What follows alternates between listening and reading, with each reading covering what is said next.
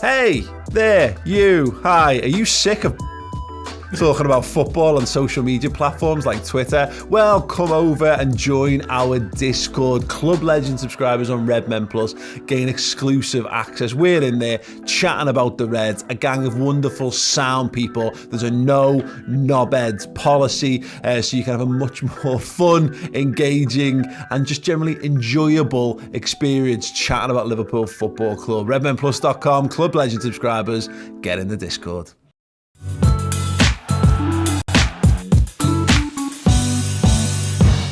Hello everyone, welcome to the Redmen TV. It is the Starting 11 prediction show. Yes, Twitter got a little bit of confusion last week. A little bit of confusion over on Twitter there was, over whether it was my preferred 11 or it's a prediction show. It's a prediction show. So all those people telling me that I don't know what I'm talking about, you didn't get it right, and I very, very nearly did. It is what it is. I will never, ever, ever take your abuse, and I won't take any advice from you either. So it's water off a duck's back, I'm afraid. It doesn't work for me. It's footy. I love it. I'm a Liverpool fan. I've always been a Liverpool fan, and I'm here each and every week proving as much. So I am going to go into my Starting 11 prediction show. In goal, I'm going to start off with Alisson Becker.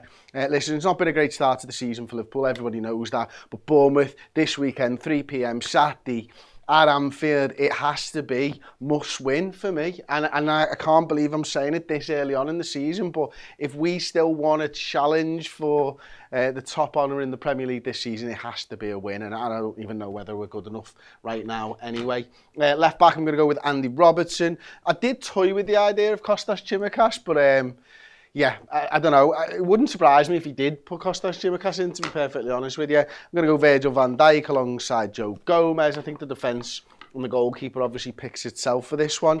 And then I'm going to go with Trent Alexander-Arnold over at right back. Defence midfield, obviously starts Jordan Henderson against Manchester United. I think that experiment didn't quite work. We had the same issues with the ball through the middle as we did in the previous 2 games. So I think Fabinho is going to come back in for this one. And then this is where it's really tough, isn't it? I mean, you know, I think a lot of people would like to see Fabinho with maybe Carvalho and Harvey Elliott on either side of him.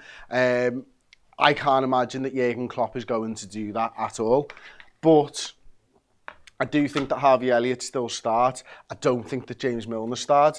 And I don't like this because I don't like Jordan Henderson on that left-hand side anyway. But I do think that it's either Milner over there or Henderson over there. I can't imagine that he's going to play Elliott and Carvalho with Fabinho in this one. He's just not that sort. He just doesn't take risks like that, Jurgen. So I'm going to go that he picks Diaz. I'm going to go that he picks Mo Salah again. And then, of course, right now, there's nobody else really, is there, for the front spot other than Roberto Firmino. So that's the 11. There's loads of things and loads of talking points that we can get to, of course. I'm going to start with the substitutes next, though. I'm going to go with Adrian. Pains me to say this, but we're going to have 2 goalkeepers on the bench again. Nat Phillips, Kostas Tsimikas, Sepp Vandenberg again, Stefan Bajcetic, James Milner, Fabio Carvalho and Bobby Clark probably to round it off. And you know, we were talking about it, why would he put the 2 defenders on the bench if you've got an opportunity to bring a kid in? And I think that's probably right. But Davies is always going to be there and doesn't mess up any of the undersides, does he? Because he obviously have 3 goalkeepers for the warm-up. If Kelleher is not back, Davies is going to be there anyway. As I say, doesn't mess up any of the unders, so potentially we could see that. Having said that, with a week's notice on Naby Keita's injury, maybe we do drop one of the other lads in there instead of Davies, but the likelihood of them actually being used anyway is pretty small. So what are our options? I mean, no Keita, no Konate, no Chamberlain, no Thiago, Ramsey, Kelleher, Jones, Jota, Matip, or obviously Núñez for another game. What can we do differently? One of the things that one of the top players that we've got still in the squad, who hasn't had a start yet this season, is Kostas Tsimikas. I mentioned it before. Maybe you do just freshen things up a little bit and ask Kostas Tsimikas to come in for a game and see what he can do. I don't think Andy Robertson's been bad, but there's an opportunity there to actually rest one of the first teamers going into obviously a 3-game week. before that. So yeah, but I can't imagine that he'd do it. What have you got options wise? Could you change it up and do something a little bit more like that? If the problem is the ball through the middle, can you do that? For me personally, before I show some more options and stuff, one of the issues that we've got so far this season is that Diaz is playing high and wide, Salah's playing high and wide. Obviously we know Bobby's been dropping in. Ordinarily you'd have Trent Alexander-Arnold throwing up here, Andy Robertson throwing up there, and maybe a couple of these lads would be tasked with filling that space there. One of the things that we've got with these wide and wide, you need a centre forward to do that, and I think that was the plan, wasn't it, with Nunes? I'll grab him, I know he can't be used, but I think the plan was always to get him in there. We're sort of planning for his arrival when we bought Diaz. Salah obviously has been playing wide, and then you just need a little bit of craft from the middle of the park. You know, Thiago would be perfect for that.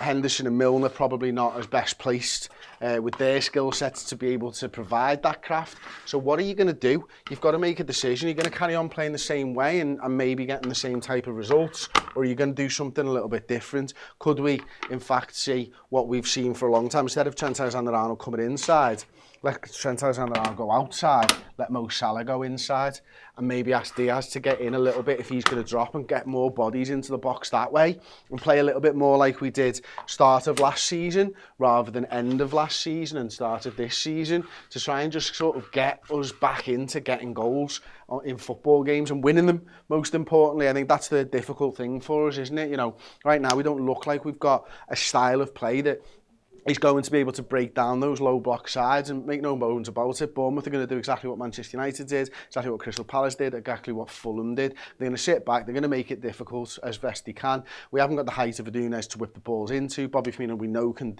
head the ball, but you know, not if he's spending time in the centre circle. On the average heat match, he was in almost exactly the same place as Jordan Henderson, which was a little bit of a concern. There was literally a Venn diagram of Henderson and Bobby Firmino in that position. You're 6 and you're 9 against Manchester United, occupying the same space.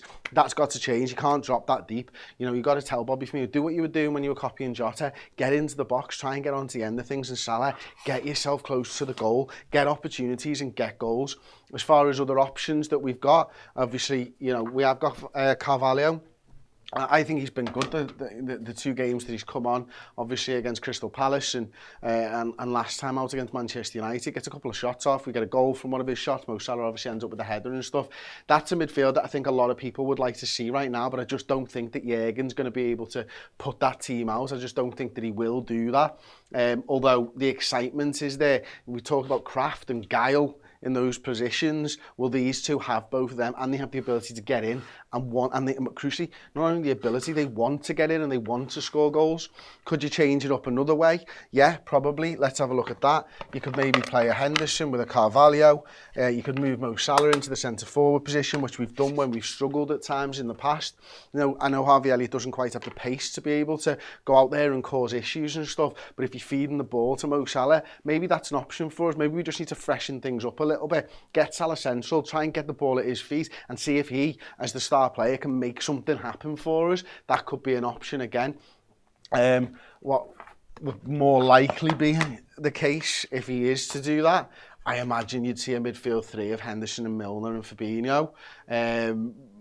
I can't imagine many people would be happy with that, with the performances, not just from Fabinho this season, but the captain and James Milner. Right now, they're not playing well, and I do think a lot of that's down to the system that we are playing and trying to move towards. I'm going to put it back as best I can to where I started things anyway. As far as other options go, they're the senior players. You know, Milner is obviously one of the most senior of all of our players. Kostas Tsimikas, Carvalho's an option from the bench, of course, as we've seen. Could you see a Stefan Bajcetic? No, probably not. If he's not playing Carvalho, I don't think he's playing Bajcetic. And that's it. We're kind of hamstrung. We've got so many players out at the moment. I'm going to get into some of the comments and stuff now.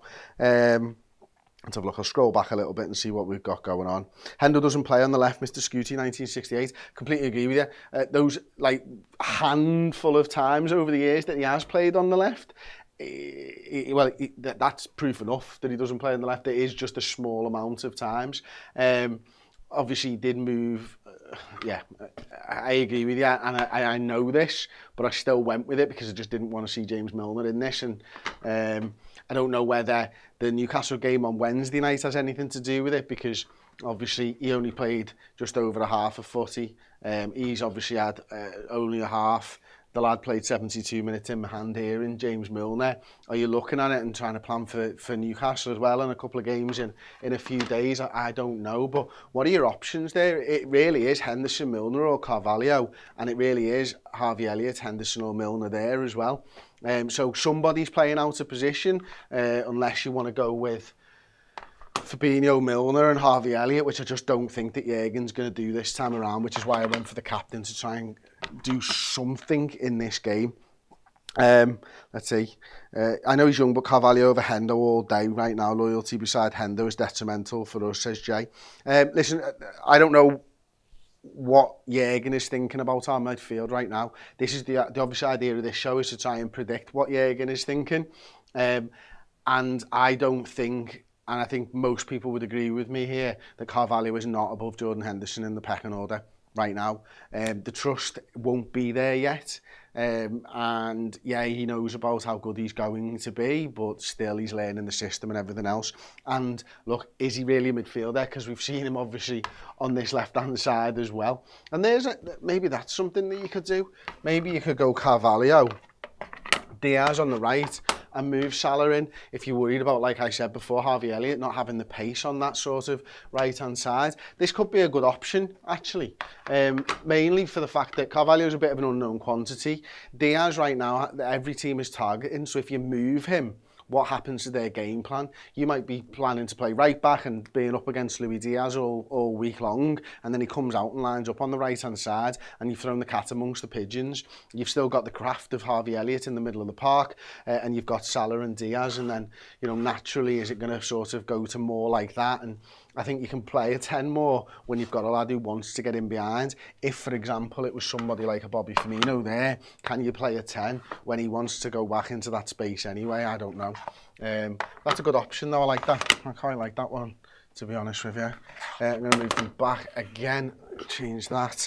Who's that? He goes up there. And who am I looking for? Roberto Firmino. Back in for Mo Salah. Diaz is there. I agree, let's give that a go. Elliott on the right wing, Mo up top. Please don't let James start a fourth game in a row. So Skyrim, obviously talking about one of the ones we looked at before. Johnny Walker, bench looks worse than 2021. It's looking pretty poor at the moment, the bench, isn't it? There's just not many options on there.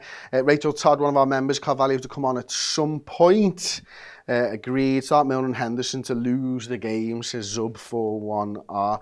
And listen, there is a lot of disrespect flying around for Henderson and James Milner right now, and I'm massively upset with the start that Liverpool have made to the season.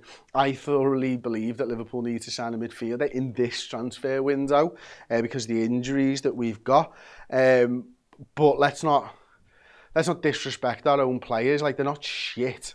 Henderson and Milner can start this game and Liverpool can win it. We just need these lads to score some goals as well. I hate to say this, says Chris Keither. I hate saying this, but could back five work and put Nat in for Hendo and play Fab and Elliott as a midfield too? Let's see if I can work that one out. Play a back five. God, this is not going to happen. Take Hendo out. Was that? Goodness me, when am I doing this? Fab and Elliott as a midfield too. What? Oh my God, mate. What? Is that like that? Is that right? 5. Push them up. Is that more what you're thinking about? Oh, he's never doing that, is he? He's never doing that, mate. Not in a month of Sundays. No way is he switching to a back five for this game. I'll eat my hat. I'll eat somebody else's hat. I don't have a hat. If he switches to a back five, mate. Bobby is finished. Carvalho for Bobby from the centre, please, says Pritam. That's an interesting one. Obviously, it's a position that we know that he can play. He's got that link-up play, and he knows he's played with Harvey Elliott before, and they seem to have a nice little understanding there. Again, I just can't imagine that he'd do it over a senior player that, you know, he might not be in good form, but he does indeed trust. Right, 35 games to go, said XZ's channel. Fabinho by Chechic and Elliott, says Swifty Sharagan. If we don't beat the Cherries, we are really poor, says Gerd Mortar. Salah in the middle, Bobby out, says Joe Schmo. It will be an easy win. I'm not worried, says Robbie Dolan. Chimikas should get a chance this game, says Wade Nelson. Yeah, I get you, but we don't really have the players available right now, said Johnny. Sorry about that one. That was obviously into a thread of a conversation. Let me know your starting 11s. Let me know your sub benches. Let me know your formations in the comments section. I'll have a read through when the video's finished. But that, for me, is what I believe Jurgen Klopp is going to put out against Bournemouth at the weekend. Just win, Liverpool, please. Get closer to Liverpool Football Club and the magnificent city of Liverpool over on Redmen Plus, our Liverpool streaming service. Documentaries, features, more content from the Redmen studio, and you can learn deep and in-depth knowledge from experts, journalists, and cultural features going to get you close to the football club that we all love. Head to redmenplus.com.